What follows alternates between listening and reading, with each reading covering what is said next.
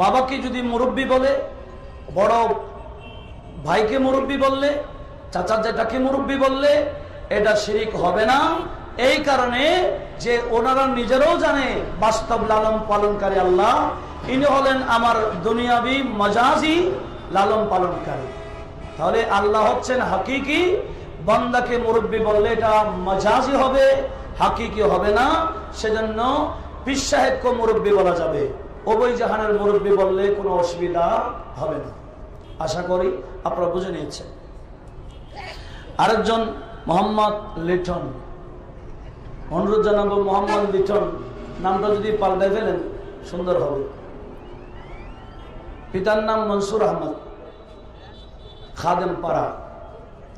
উনি লিখেছেন মোহাম্মদ সাল্লাল্লাহু আলাইহি ওয়াসাল্লামের নাম শুনলে দুই বৃদ্ধাঙ্গুলে চোখে চুমু দিতে হয়। এটা কোথা থেকে এসেছে? কোরআন ও সহি সিত্তার আলোকে আলোচনা করুন। প্রশ্ন হলো, আমরা নবীর নামে চুমু খাই, নবীর নামে চুমু খাই, কি দিয়ে খাই?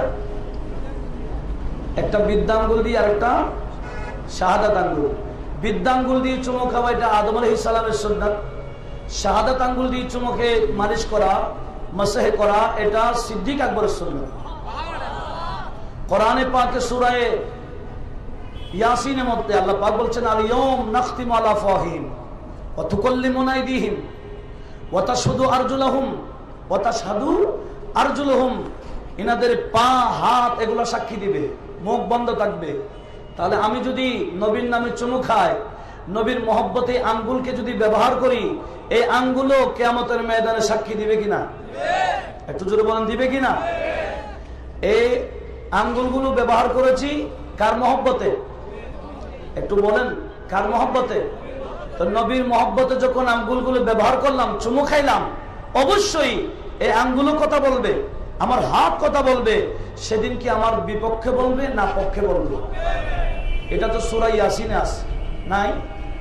হ্যাঁ, আমরা সুন্নি উলামায়ের মধ্যে কোন উলামা এই কথা দাবি করছে না নবীর নামে চুমু খাওয়া এটা সহিহ হাদিস দ্বারা প্রমাণিত। এটা একজনও বলেন নাই এই পর্যন্ত। নবীর নামে চুমু খাওয়ার অনেক কিতাব আছে, যথেষ্ট কিতাব। আমি তাহলে আগে কিতাবের নামগুলো বলি যাদের সবার বুঝে আসে। কিতাবের নামগুলো আগে বলবো, কোন কোন কিতাবে আছে।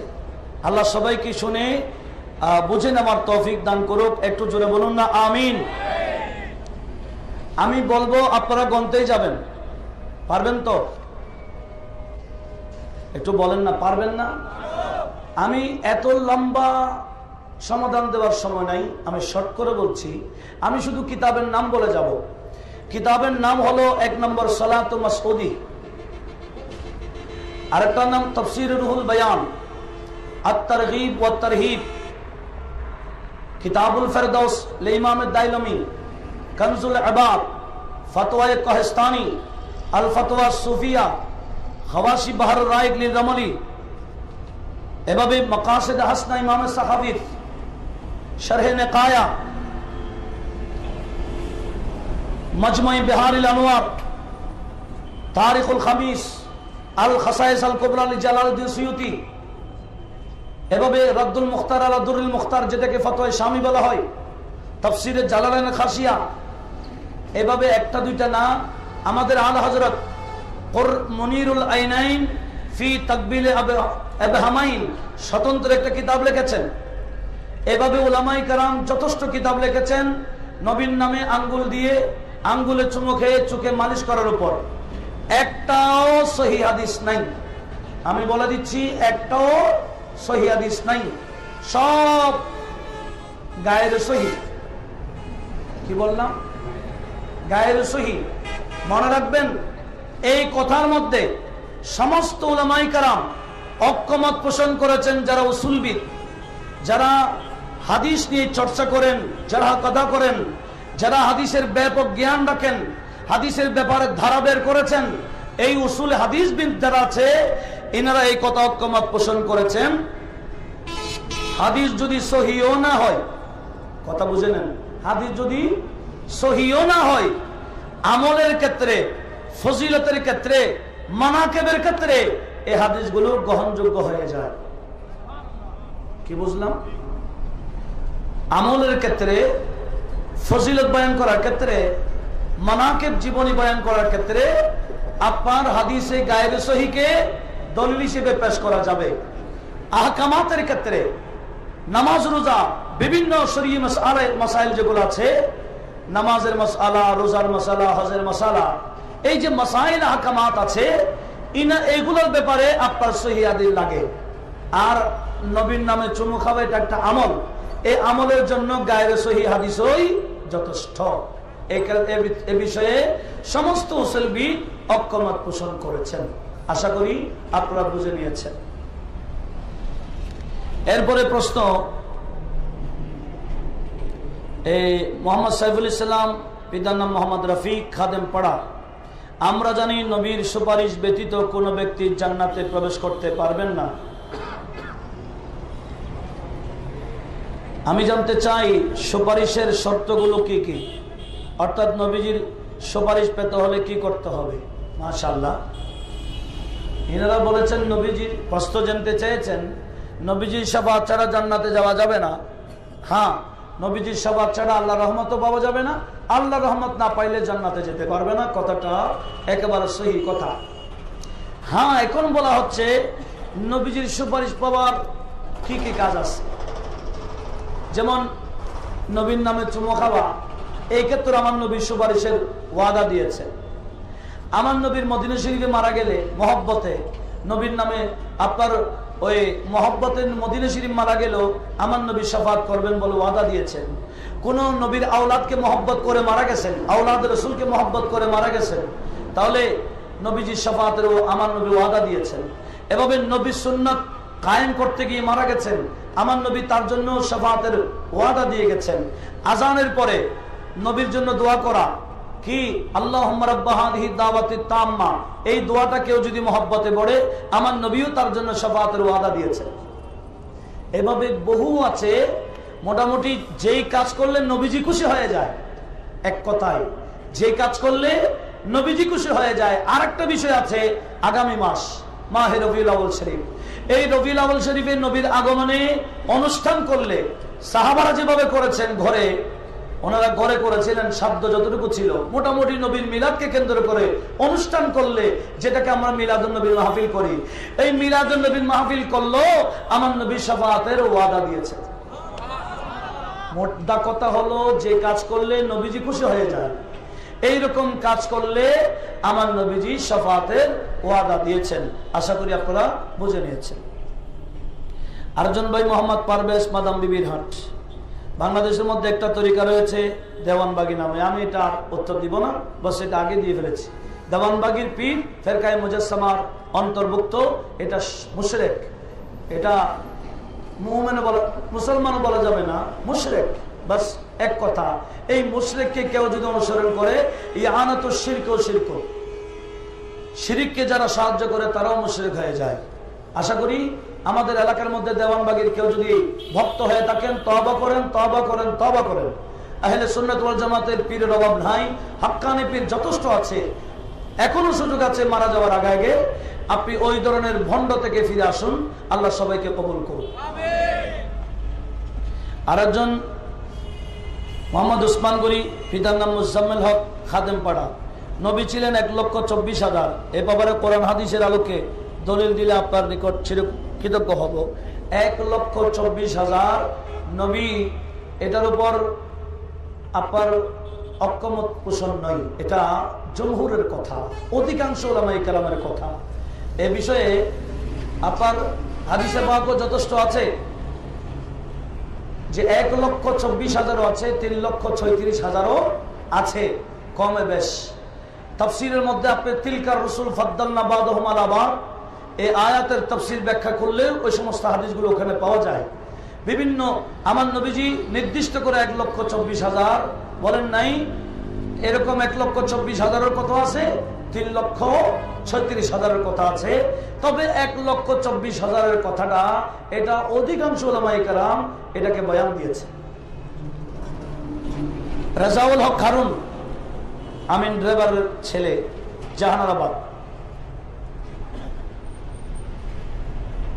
মৃত্যুর পরে বৃষ্টির সময়ও কবরে 3 দিন পানি দেওয়া কি সুন্নাত? আমরা কি 3 দিন পানি দিই হুজুর? কবরের সুন্নাত হলো যেদিন কবর দিয়েছে সেদিন শুধু পানি দেওয়া। দাফন করার পরে আমার নবীজি হযরতে কাসেম, নবীজির ছেলে হযরতে কাসেমকে দাফন করার পরে আমার নবীজি পাত্র দিয়ে পানি এনে কবরের উপর পানি দিয়েছিলেন। এরকম বৃষ্টি হলে দেওয়ার দরকার নেই। বৃষ্টি হলে দেওয়ার এগুলা দিতে হবে কখন? যদি আপনার কাছে কি আসে, বৃষ্টি না হয় তখন পানি দিবেন। তো যেটা পানি অটোমেটিক পড়তেছে সেখানে আপনার দেওয়ার কি দরকার? কোনো জরুরত নাই। বিদায় 3 দিন দেওয়ার দরকার নেই। যখন দাফন করবেন দাফনের পর পানি ছিটকাই দেওয়া, এটা নবীজির সুন্নাত।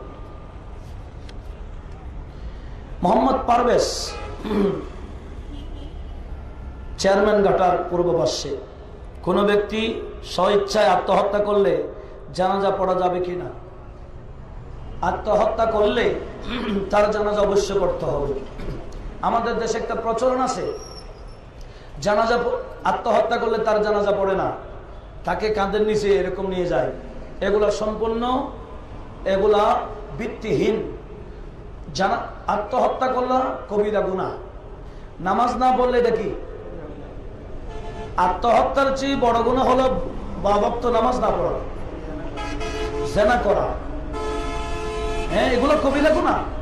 তো যারা বেনামাজি, তো বেনামাজি কি আপনারা জানাজা ছাড়া দাফন করে দিচ্ছেন? এনাদেরকে কাঁদে দিচ্ছেন না? হ্যাঁ, গুনাহগার। আত্মহত্যা যে করে বড় গুনার অধিকারী, আল্লাহ চাইলে মাফ করতে পারে। যিনি আত্মহত্যা করেছেন, না বুঝে করেছেন, আপনারা আত্মীয় স্বজন যারা আছি, এলাকার মানুষ যারা আছি, জানাজা পড়ে তার জন্য আল্লাহর দরবারে ক্ষমা এবং ইস্তেগফারের জন্য দোয়া করা দরকার। স্বাভাবিক জানাজাও হবে, স্বাভাবিক কাঁধে করে লাশ নিয়ে যাওয়া হবে, স্বাভাবিক কবরস্থানে দাফন করা হবে। এ ব্যাপারে অতিরিক্ত কিছু করলে এটা মন করা হবে। এটা তো হালাল মনে কেউ তো করে না, আশা করি। কেউ যদি হালাল মনে করে, এটা যদি মানিস তাহাল্লা হারামান ফাহুয়া কাফের। কেউ যদি হারাম একটা বিষয়কে যদি হালাল মনে করে, আত্মহত্যা করে হালাল এরকম মনে করলে তো কাফের হয়ে যায়। তখন তার জানাজা পড়ার দরকার নেই, সে বেঈমান হয়ে গেছে। এমনি গুনাহ সে জানে, এরপরও করেছে, তাহলে তার জানাজাও হবে, তার কাফনও হবে, কাঁধে করে নিয়ে যাওয়া হবে, এমনকি মুসলমান কবরস্থানে দাফনও করা হবে। আশা করি আপনারা বুঝে নিয়েছেন। মোহাম্মদ আতিকুর রহমান, পিতার নাম মোহাম্মদ আব্দুল হাই। বর্তমানে বাতিল ফেরকার দলগুলো কি কি? বর্তমানে বাতিল ফেরকার দলগুলো, এগুলো সবার কাছে নামগুলো জানা আছে। সুন্নি ছাড়া, আহলে সুন্নাহ ওয়াল জামাতের এই ছাড়া, এই আহলে সুন্নাত ওয়াল জামাতের অঙ্গ সংগঠন যা আছে এগুলো ছাড়া বাকি যত আছে সব বাতিল ফেরকা। কয়টা আছে সব আমার জানা নেই। এখানে অফিস পৃষ্ঠে, আচ্ছা, এটা নাম মোহাম্মদ এশকে আউলিয়া, মাশাআল্লাহ, মাদাম বিবির হাট। উনি প্রশ্ন করেছেন, মাগরিবের নামাজের সময় কোন মুসল্লি জামাতের মধ্যে শেষ রাকাত পেল, এখন উক্ত মুসল্লি উক্ত 2 রাকাত পড়ার সময় সূরা ফাতিহার সাথে অন্য কোনো কিরাত মিলাবে কিনা? হ্যাঁ, যদি 1 রাকাত পায় তাহলে সে অবশ্যই ইমামের সাথে কেরাত পায় নাই। মাগরিবের নামাজ কয় রাকাত?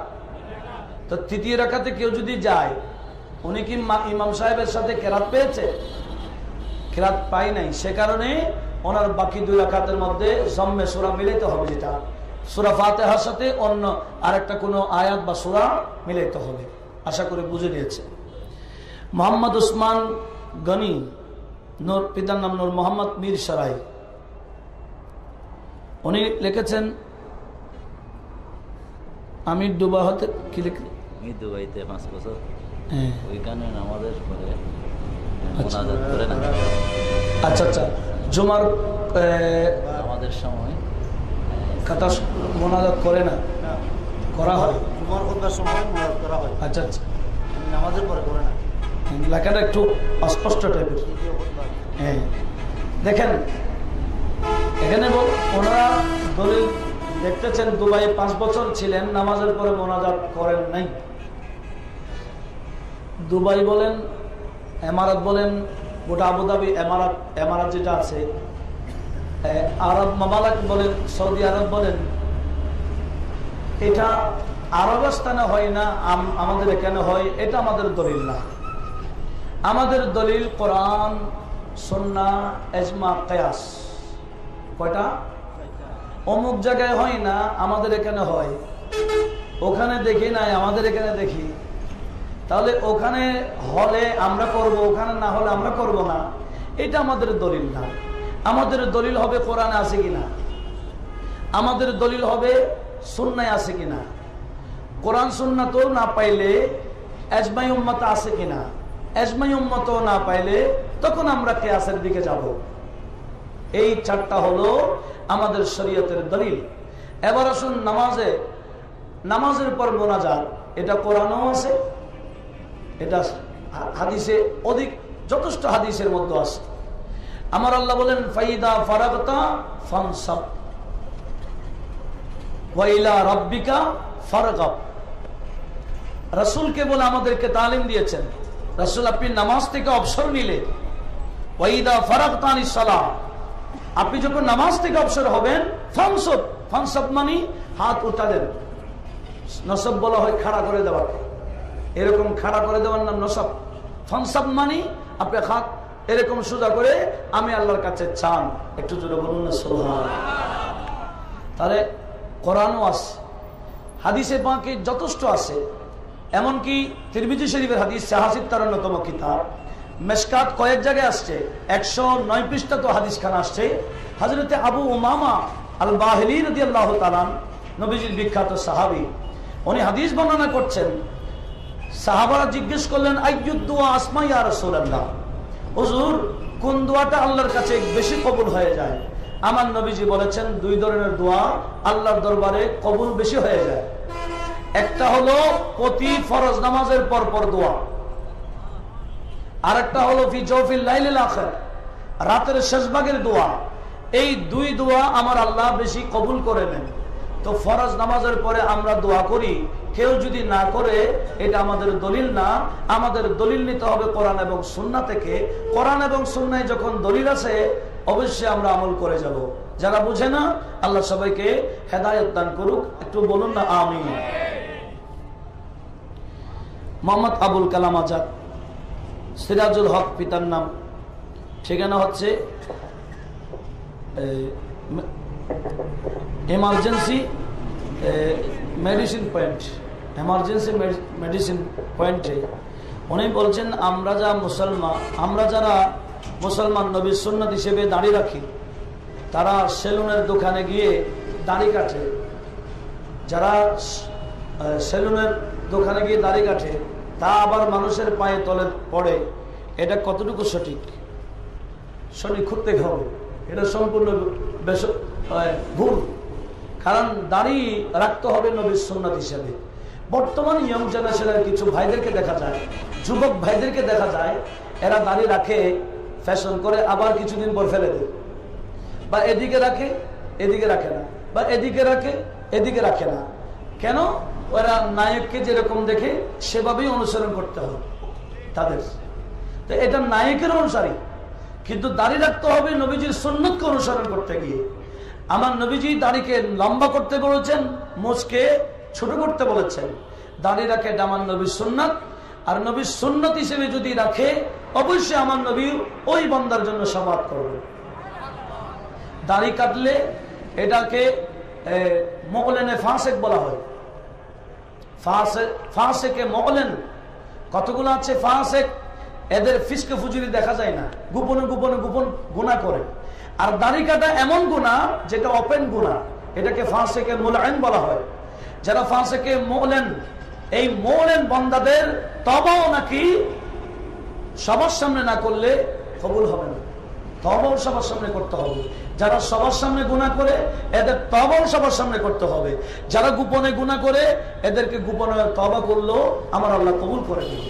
তাহলে দেখেন, দাড়ি কাটা এটা সাধারণ বিষয় না, এটা ফাসেকে মুআল্লিন বলেছে, মানে স্পষ্ট ফাসেক, যিনি মানুষকে এলান করে করে ফিসকে বুঝিয়ে করছে। তাহলে এটা কখনো শোভা নয়। কোন একজন মুসলমানের পক্ষে দাড়ি কাটাটা এটা কখনো শোভা পাই না। আর কেউ যদি দাড়ি কাটে সেলুনের দোকানে ফেলে অবশ্যই বড় গুনাহগার হবে, গুনাহে কবিরার অন্তর্ভুক্ত হয়ে যাবে এটা কাজটা। আশা করি আপনারা আমল করার চেষ্টা করবেন।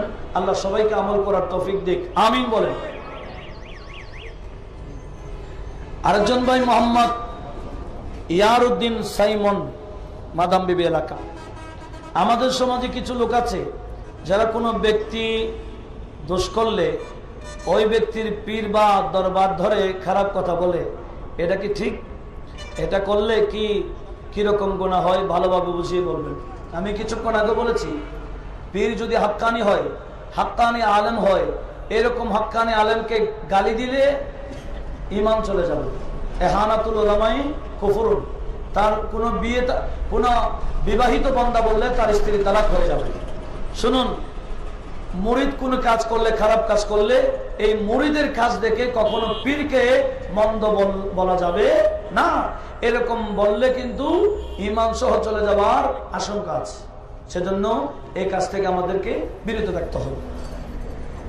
আরেকজন ভাই মোহাম্মদ দুলাল হোসেন, পিতার নাম মরহুম শামসুল আলম, বিএমএ একাডেমি এলাকা থেকে বলেছেন, উনি বলেছেন, হুজুর প্রথমে সালাম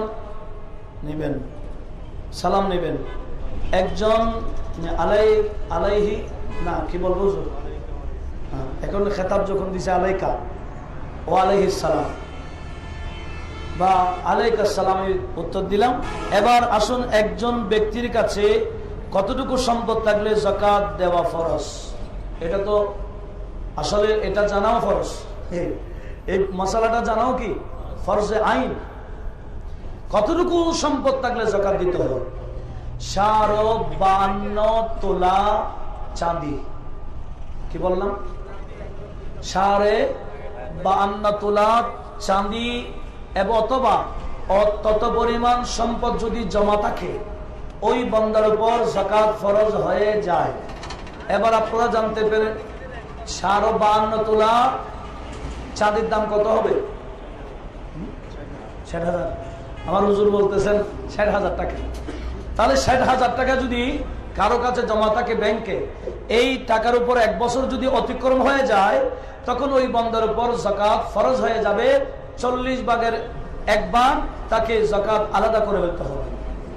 যদি আলাদা না করে এই 40 ভাগের 1 ভাগের কারণে 39 ভাগও নষ্ট হয়ে যায়। আশা করি আপনার সেদিকে লক্ষ্য। আমাদের দেশে অনেকে বলে না হুজুর আমার 7.5 তোলা স্বর্ণের কথা বলবেন না? 7.5 তোলা স্বর্ণের কথা আছে। ফতোয়া হবে আইসার লিল ফুকারা, যেটা আনফাউলিল ফুকারা, ফকিরদের জন্য যেটা বেশি উপকার, এটাই বলতে হবে। এই কাজটা আপনি যদি স্বর্ণের দিকে যান, এখন তো যে 7.5 তোলা স্বর্ণের দাম কত? 3,25,000। তাহলে তো অনেক টাকা। তাহলে স্বর্ণের দিকে দেখলে আমার নবীজি যখন বলেছিলেন স্বর্ণ এবং চাঁদি একই দাম ছিল সেজন্য। আর এখন তো স্বর্ণ এবং চাঁদির দাম বেশ কম হয়ে গেছে। আর যেই যাকাত দেওয়ার ক্ষেত্রে গরিবরা বেশি ফায়দা হবে, আমাকেও সেভাবেই ফতোয়া দিতে হবে। আশা করি আপনারা বুঝে নিয়েছেন। এবার আরেকজন মোহাম্মদ সোহেল গিয়াসউদ্দিন, পিতার নাম জানারাবাদ। একজন মোল্লা কারো কিছু চুরি হলে রুটির চাউল পড়া দেন। কথিত আছে ওই চাউল খেলে মুখে রক্ত আসে। এই জঘন্য কাজ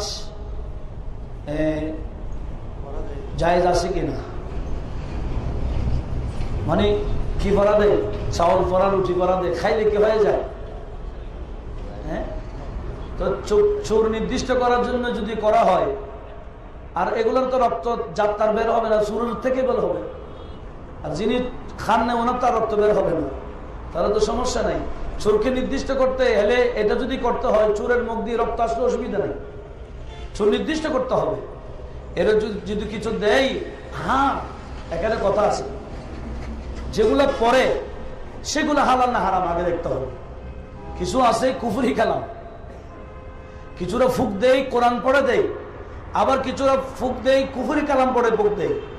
কোরআন পড়ে যদি ফুক দেয় এটা জায়েজ আছে, আর এটা খাওয়াই দিলে রক্ত বাইলের অসুবিধা নেই। আর যদি কুফরি কালাম যদি পড়ে যদি ফুক দেয় এটা হারাম হবে, যিনি করে ওনার জন্য হারাম, যারা ওনার কাছে যায় এটাও হারাম কাজ হবে। সেজন্য কুফরি কালামের আশ্রয় নেওয়া যাবে না। আশা করি আপনারা বুঝে নিয়েছেন। মোহাম্মদ মাসুম, পিতার নাম মরহুম আব্দুল আলী কবিরাজ, খুলনা বাগেরহাটের। বর্তমানে কিছু হুজুর বলে থাকেন প্রস্রাব করার সময় টিস্যু ব্যবহার করা নাকি জায়েজ নাই, আর তাবলীগ জামাত করা নাকি ভালো নয়। দুইটা প্রশ্ন এখানে। প্রশ্ন একটা করার জন্য বলেছেন, যাক দুইটা যখন করে ফেলেছেন, একটা হলো কি টিস্যু দিয়ে প্রস্রাব মানে ঢিলা করা, ইস্তিনজা করা যেটাকে আমরা বলি, এটা আধুনিক ইস্তিনজা। ঢিলা করতে হয় কেন? ওই প্রস্রাবগুলো টেনে নেওয়ার উদ্দেশ্য। প্রতিটা মাসআলার আপনাকে ইল্লত এবং কারণ দেখতে হবে। ঢিলা যেভাবে প্রস্রাবের পানিগুলা টেনে নেই, টিস্যুও আপনার প্রস্রাবের পানিগুলা টেনে নেই, অবশ্যই এটা নাজায়েজ হবে না। এই টিস্যু ব্যবহার করা কি হবে? জায়েজ হবে। যে উদ্দেশ্যে ঢিলা ব্যবহার করা হচ্ছে একই উদ্দেশ্য হাসিল হয়ে যাচ্ছে কিসের মাধ্যমে? টিস্যুর মাধ্যমে। এটা নাজায়েজ বলাটা ভুল হবে। আরেকটা বলেছেন তাবলীগে জামাত করা যায়, যাবেন যে এই তাবলীগে যাওয়া ঠিক হবে কিনা। যিনি বানিয়েছেন ওনার কথা এরকম হলে তো ওনার বানানো তাবলীগে যাবেন কেন? দেখেন উনি এখানে লিখে দিয়েছেন, अंबिया अलैहिस्सलाम को अवामुन नास की कदरतों का असर पड़ता है। এই কিতাবের পৃষ্ঠা নম্বর 95, মলফুজাত নম্বর 111, কত 111, মলফুজাত নম্বর 111, পৃষ্ঠা নম্বর কত 95। এখানে লিখেছেন উম্মত যদি আওয়ামুন নাস যদি কোনো খারাপ কিছু করে, এই খারাপের অ্যাকশন নাকি কি নবীর উপর পড়ে। উনি লিখেছেন तालीम थानवी का तरीका है और तबलीग मेरा। উনি বলেছেন আমি যে তাবলীগ করতেছি এই তাবলীগের তালিম হলো আশরাফ আলী থানভীর, আর তাবলীগ হলো আমি ইলিয়াস মেওয়াতির। যে আশরাফ আলী থানভী বলেছেন কেউ যদি নবীর কাছে ইলমে গায়েব আছে বলে, এরকম ইলমে গায়েব কি পুরা না বাজ ইলমে গায়েব? তো বাজ ইলমে গায়েব যদি মেনে নেওয়া হয়, এরকম জায়েদ বকর পাগল এমনকি গরু ছাগলের কাছেও নাকি আছে।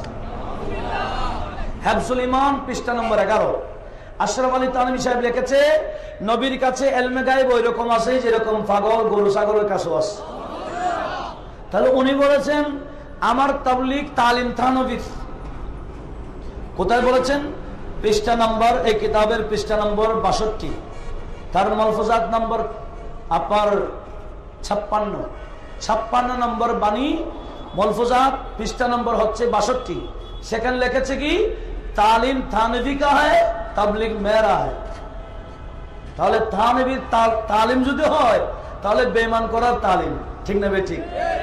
যারা নবীর ইলমকে গরু গাদা হাইওয়ানাত পাগল সাধারণ মানুষের ইলমের সাথে তুলনা দেয়, সমস্ত উলামায়ে কেরাম সেই জামানার, এমনকি আমার আলা হযরত হুসামুল হারামাইন লেখে প্রায় শতাধিক আলেম মক্কা এবং মদিনার উলামায়ে কেরাম যেখানে তাকরিজ দিয়েছেন, যেখানে সিগনেচার দিয়েছেন আশরাফ আলী থানভী কাফের, এইটার উপর মক্কা মুআজ্জামার শত শত উলামায়ে কেরাম সিগনেচার দিয়েছেন আশরাফ আলী থানভী কাফের উপর। তাহলে উনি বলতেছেন তালিম থানভীর তাবলীগ আমার। তাহলে যারা এরকম বেঈমানি তালিম দেয় তাদের তাবলীগে কি যাওয়া যাবে? আপনারাই বলেন। আরেকটা হচ্ছে ज़कात का दर्जा हदिया से कमतर है। পৃষ্ঠা নম্বর 56। কিছুক্ষণ আগে যাকাতের মশালাটা জিজ্ঞেস করেছেন। যাকাত কি? ফরজ। হাদিয়া এটা সুন্নাত। আপনারা বলেন নবীজি বলেন তাহাদ্দু তাহাব্বু, এই সুন্নত আদায় করা নফল। একটা ফরজ আর একটা কি? নফল। হাদিয়া দেওয়া এটা হলো নফল ইবাদত, এটা নফল। আর যাকাত দেওয়া ফরজ। ইনি ওনার মলফুজাতের মধ্যে বলেছেন হাদিয়া দেওয়া এটা যাকাত থেকেও উত্তম। মানে ওনাকে ভালো করে হাদিয়া দেওয়ারই, ওনাকে ভালো করে দেন হাদিয়া ভালো করে দেওয়ার জন্য উনি বলেছেন কি হাদিয়া দেওয়া এটা যাকাতের থেকেও কি উত্তম। একটু জোরে বলুন না নাউজুবিল্লাহ। তাহলে যাকাত এটা জরুরতে দিন, জরুরতে দিন যেগুলো আছে এগুলোকে যদি একটু হালকা করে, এমনকি ফারুক সিদ্দিক আকবর রাদিয়াল্লাহু তাআলা আনহুর ব্যাপার আপনারা জানেন, যাকাত দিবে না বলেছিল, ছোট বাচ্চা দিবে কিন্তু ছোট বাচ্চাগুলো দিবে না বলেছিল। ফারুক আজম বলেছে না, এই যাকাত যদি ছোট বাচ্চাও না দেয় তাহলে তার বিরুদ্ধে আমি যুদ্ধ ঘোষণা করলাম। ইন্নী লা উকাতিলুন্না মাআল্লাযীনা ইউফাররিকুনা বাইনাস যাকাতি ওয়াস সালাহ, যারা যাকাত এবং নামাজের মধ্যখানে কি করে ফেলে, পার্থক্য করে ফেলে, আমি আবু বকর তাদের বিরুদ্ধে যুদ্ধ ঘোষণা করলাম। যাকাতকে হালকা বলেছেন, ফারুক সিদ্দিক আকবর যুদ্ধ ঘোষণা করেছেন, আর ইনি বলছেন যাকাতের থেকে হাদিয়া দেওয়া এটা উত্তম। এটা দেখেন উনি আরো লিখেছেন, এই কিতাবের পৃষ্ঠা নম্বর হচ্ছে 49। এই কিতাবের পৃষ্ঠা নম্বর কত? 49। সেখানে লিখেছেন মুসলমান দু तरह की है, दो किस्म की। আমি পৃষ্ঠা নম্বরটা উল্টাচ্ছি, 49 এসে গেছে। उन्हें लिखेছেন मुसलमान दो ही किस्म के हो सकते हैं, तीसरी कोई किस्म नहीं। ये अल्लाह के रास्ता में खुद निकलने वाला होंगे या निकलने वालों को मदद करेंगे। मुसलमान दुइटा, যারা তবলিগে যাবেন, আরেক প্রকার হলো তবলিগীদেরকে যাদেরকে সাহায্য করবেন। এই দুই দল ছাড়া আর কোন দল মুসলমান নাই। কি বলেছেন? যারা তবলিগে যাবেন ওনারা মুসলমান, তবলিগ ওয়ালাদেরকে যারা সাহায্য করবে এরা মুসলমান, বাকি তৃতীয় নম্বর কোন মুসলমান নাই। তো আপনারা যারা তবলিগে যান না বা তবলিগ ওয়ালাদেরকে সাহায্য করেন না, উনি বলতেছেন আপনারা বেঈমান। তাহলে ওই তবলিগের কি যাওয়ার দরকার আছে? গেলে আমল দেখিয়ে যেতে পারেন কিন্তু ঈমান নষ্ট হয়ে যাবে। এই তবলিগ ওয়ালাদের কাছে আপনি গিয়ে দেখবেন, আপনি যদি বলেন ভাই আপনি সুন্দর সুন্দর দ্বীনি কথা বলেছেন, আমার মজা লেগেছে, আনন্দ পেয়েছি, চলেন না একটু দাঁড়িয়ে নবীকে একটু সালাম দিই, তখন দেখবেন ওই তবলিগ ওয়ালাদের অবস্থা কি হয়। নবীজিকে সালাম দিতে গেলে তাদের অবস্থা কি হয় তখন দেখতে পারবেন। আমি একটা আপনাদেরকে উসুল দিলাম, এটা আপনারা যাচাই করিয়েন। আল্লাহ সবাইকে হেফাজত করুক। একটু জোরে বলুন না আমিন। আশা করি আপনারা এই খুলনা ভাই, বাগেরহাটের ভাই বুঝে নিয়েছেন যে তবলিগের কথা আপনি ভালো মনে করেছেন, এরা আমল দেখায় ঠিক, ঈমান নষ্ট করে নেই। আল্লাহ আমাদেরকে বোঝার তৌফিক দিক, আমিন বলেন। আরেকজন ভাই মোহাম্মদ খায়রুল ইসলাম, পিতার নাম সরুজ্জামান, খাদেমপাড়া ভাটিয়ারি, না ভাটিয়ারি চট্টগ্রাম খাদেমপাড়া। সেখানে প্রশ্ন হচ্ছে ইসলামী মহিলাদের মাজারে যাওয়ার ব্যাপারে কি বলে, তাজিমে সিজদা কি জায়েজ? এই প্রশ্নের উত্তর আমি গত বছর দিয়েছিলাম। আচ্ছা যখন করেছে আর একটু এমনি ইশারা দিচ্ছি, মসজিদে যেখানে মসজিদে না মহিলারা যেতে পারে না, মসজিদে যাওয়া তো জামাতে যাওয়া তো সুন্নতে মুআক্কাদা। জামাতে যাওয়াটা কি সুন্নতে মুআক্কাদা। সেখানে যেখানে মহিলা যাওয়া নিষেধ, তো মাজারে যাওয়ার কোনো অনুমোদন আছে? কোন মাজারের ভিতরে মহিলা যাওয়ার অনুমোদন? হ্যাঁ, পর্দা সহকারে মাজারের বাহিরে, পর্দা সহকারে মাজারের বাহিরে ইবাদত করার যদি কোন ইবাদতখানা থাকে, বরকত হাসিল করার জন্য যেতে পারে, তাও ফিতনার আশঙ্কা না থাকলে পর্দা সহকারে যেতে হবে ইবাদতখানায়। ডাইরেক্ট মাজারের ভিতরে যে সমস্ত মহিলারা যায়, আমার নবী তাদের উপর লানত দিয়েছেন। এই বিষয়ে আমাদের আলা হযরত স্বতন্ত্র কিতাব লিখেছেন, কিতাবের নাম জামালুন নূর ফি নাহিয়িন নিসা আন জিয়ারাতিল কুবুর। এই বিষয়ে স্বতন্ত্র কিতাব লিখেছেন। তাজিমে সিজদা জায়েজ আছে কিনা এটা জানতে চেয়েছিলেন। এই তাজিমে সিজদা এটা আমাদের নবীর শরীয়তের মধ্যে এটা মনসুখ হয়ে গেছে, রহিত হয়ে গেছে। কুফালের মাধ্যমে, রুকু করার মাধ্যমে কাউকে সিজদা করা আমাদের শরীয়তে মুহাম্মাদিয়ার মধ্যে এটা জায়েজ নাই। এই বিষয়ে আমাদের আলা হযরত স্বতন্ত্র একটা কিতাব লিখেছেন, জুবদাতুজ যাকিয়া আজ-জুবদাতুজ যাকিয়া ফি তাহরিমি আস-সিজদা আত-তাহিয়া। এই বিষয়ে আলা হযরত সেখানে 40টি হাদিস এবং 150 কিতাবের ইবারত নোট করে প্রমাণ দিয়েছেন কোন পীর বলেন, কোন দরগাহ বলেন, কোন বান্দাকে সিজদা করার অনুমতি শরীয়তের মধ্যে নাই। বাস। এরপরে দেখেন মোহাম্মদ ফজলুর রহমান মাদাম বিবির হাট, ইল্লাল্লাহ শব্দের অর্থ কি? শুধু ইল্লাল্লাহ জিকির করা যাবে কি না? ইল্লাল্লাহ আমাদের দেশে অনেকে ইল্লাল্লাহ মানে আল্লাহ ছাড়া মনে করে। ইল্লাল্লাহ মানে আল্লাহ ছাড়া না। ইল্লাহ এটা হরফে ইস্তিসনাও, আবার হরফে হাসরও। এখানে উলামায়ে কেরাম আছেন। ইল্লাল্লাহ মানে আল্লাহ ছাড়া না, ইল্লাল্লাহ মানে আল্লাহই। আল্লাহই, একটু জোরে বলুন না সুবহানাল্লাহ। ইল্লাল্লাহ মানে কি? আল্লাহই। এটা হাসর বলা হয়। ও যাদের কাছে এইগুলা জ্ঞান নাই এরা মানুষকে মিসগাইড করে, বলে ইল্লাল্লাহ বলা, ইল্লাল্লাহ মানে আল্লাহ ছাড়া। তো আল্লাহ ছাড়া একটা জিকির হলো। আরে ভাই, ইল্লাল্লাহ মানে আল্লাহ ছাড়া না, ইল্লাল্লাহ মানে কি? আল্লাহই মাবুদ, আল্লাহই নির্দিষ্ট করা, আল্লাহকে নির্দিষ্ট করা, এটাকে হরফে কালিমায়ে হাসর বলা হয়। দেখেন এই ইল্লাল্লাহ এটা যারা তরিকতে আছেন, আপনারা হযরত শাহ ওলিউল্লাহ মুহাদ্দিস দহলভী, ওনার একটা কিতাব আছে আল কৌল জামিল আল ইনতিবা ফি সালাসিলিল আউলিয়া, ওনার আরো কিতাব আছে। ওই কিতাবে সমাধান দিয়েছেন। আশরাফ আলী তানভী সাহেবের একটা কিতাব আছে আশ-শরিয়ত ওয়াত তরিকাত, সেই কিতাবও লিখেছে। বিশেষ করে কুল্লিয়াতুল ইমদাদিয়া যেটা আছে, যেটা দেওবন্দি আলেম সবার পীর হযরত আল্লামা মুহাজিরে মক্কি রাহমাতুল্লাহ আলাইহি, উনি হাজী আমদাদুল্লাহ মুহাজিরে মক্কি, উনি আল কুল্লিয়াতুল ইমদাদিয়ার মধ্যে এগুলা নোট করেছেন। সেটা কি? গভীর মনোযোগ। তরিকতের মধ্যে জিকির আছে, একটা হলো নফি এবং ইসবাত সমন্বয়ে জিকির। একটা নফি মানে না, না বলার পরে হ্যাঁ বলা, এটাকে বলা হয় নফি এবং ইসবাত। আর একটা জিকির আছে শুধু ইসবাত। ইনারা তো মনে করেছেন নফি, এটা নফি না, এটা ইসবাত। যারা সাধারণ মানুষ আপনারা বুঝে নেন, তরিকতের সবকে একটা আছে নফি এবং ইসবাতের জিকির।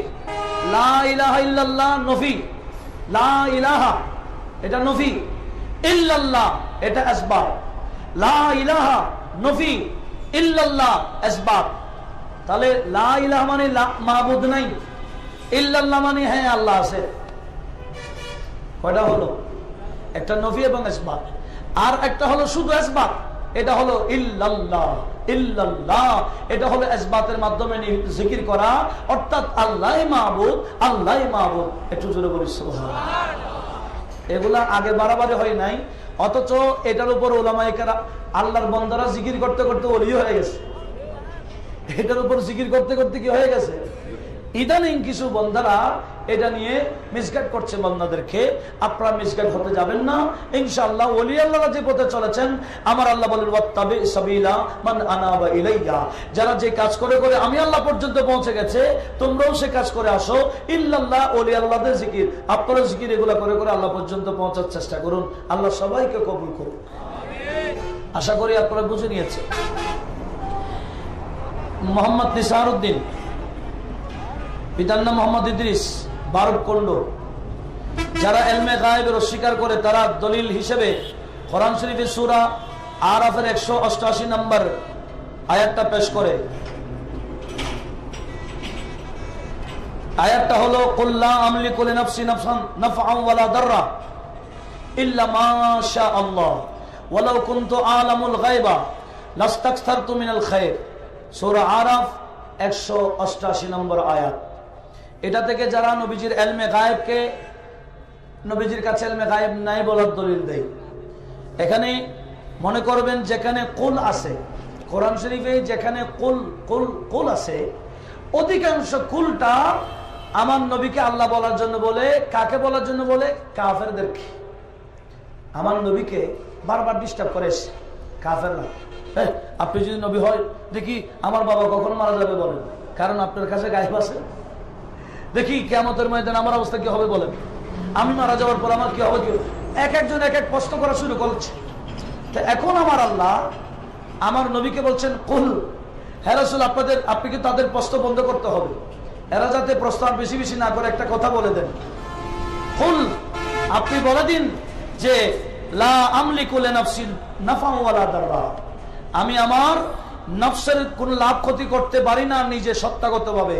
হ্যাঁ, আমি আমার লাভ ক্ষতি করতে পারি, আল্লাহর বান্দাদের লাভ নবী তো ক্ষতি করেন না, লাভ করতে পারি নিজে নই, সত্তাগতভাবে নয়, এটা আল্লাহর ক্ষমতা পেয়ে, আল্লাহ প্রদত্ত ক্ষমতায় আমি পারি। যদি নবী ইলমে গায়েব জানতেন, বেশি বেশি ভালো কাজ করতেন। এবার বলেন নবীজি কি খারাপ কাজ করতেন? কি বলেন? এখানে আমার নবীকে আল্লাহ বলতে বলেছেন, রাসূল আপনি বলে দিন আমি যদি গায়েব জানতাম তাহলে বেশি বেশি ভালো কাজ করতাম। তাহলে আমার নবী তাহলে বেশি বেশি খারাপ কাজ করতেন? এটা বোঝা যাচ্ছে না? এটা মারাত্মক। সেজন্য এটা ইমানদারের দলিল না। যে সমস্ত টুবিওয়ালারা, যে সমস্ত দাড়িওয়ালারা, যে সমস্ত নামাজিরা, যে সমস্ত কালামিরা এটা দলিল দেয়, এই দলিলটা সূরা আরাফ 188 নম্বর আয়াতটা, এটা আমার নবীকে আল্লাহ বলার জন্য বলেছেন, কাফেরদেরকে বলার জন্য বলেছেন। এটা ইমানদারের দলের জন্য দলিল না। তো ইমানদারের জন্য দলিল কি আমি আপনাদেরকে দিচ্ছি। ইমানদারের দলিল একটু জানার দরকার আছে কিনা, একটু বলেন না, আছে না? হ্যাঁ, ইমানদারের দলিল আপনারা শুনুন।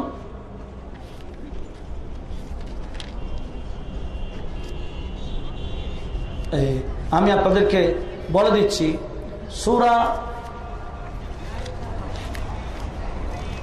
1 নম্বর, সূরা জিন আয়াত নম্বর 26-27, সূরা জিন আয়াত নম্বর 26 এবং 27। আর একটা সূরা আলে ইমরান আয়াত নম্বর 179, 179। আরেকটা হলো সূরা আলে ইমরান 44 নম্বর আয়াত। আরেকটা আয়াত হলো সূরা হুদ আয়াত নম্বর 49।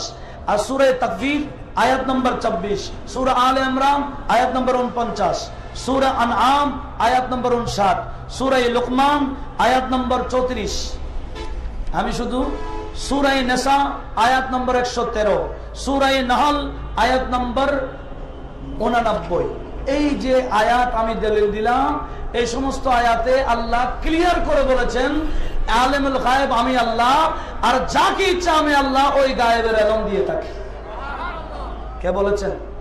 তাহলে একটা আয়াত আমি আপনাদের ক্লিয়ার করে দিচ্ছি, সূরা জিন আয়াত নম্বর 26-27। সেখানে আল্লাহ বলছেন আলেমুল গায়েব ফালা ইউজিরু আলা গায়বি আহাদা ইল্লা মান ইরতাদা মির রাসূল। একটু জোরে বলবেন না সুবহানাল্লাহ। আল্লাহ বলেন আমি আলেমুল গায়েব, হ্যাঁ আমার গায়েবী ইলম যাকে তাকে আমি প্রকাশ করি না। কথা বুঝে নেন। আল্লাহ বলেন আমার গায়েবী ইলম আমি তার কাছে কি করি না, প্রকাশ করি না। তো কার কাছে প্রকাশ করেন? আল্লাহ বলেন ইল্লা মান ইরতাদা মির রাসূল, রাসূলের মধ্যে যিনি আমার বেশি প্রিয় তার কাছে আমি গায়েবী ইলম প্রকাশ করে দিই। তো আপনি ফতোয়া দেন আল্লাহর, আমাদের রাসূল আল্লাহর প্রিয় ছিলেন না, ফতোয়া দিতে পারবেন? তো আল্লাহ বলতেছেন রাসূলের মধ্যে যিনি আমার প্রিয় তার কাছে আমি গায়েবী ইলম প্রকাশ করে দিই। তো যেখানে আল্লাহ নিজেই প্রকাশ করে দেন সেখানে আমি উল্টা বলার কি দরকার? মাশাআল্লাহ, আমাদের অত্র ভাটিয়ারি ইউনিয়নের সম্মানিত চেয়ারম্যান সাহেব উনিও তাশরীফ এনেছেন, বলুন না মারহাবা। আশা করি আপনারা বুঝে নিয়েছেন।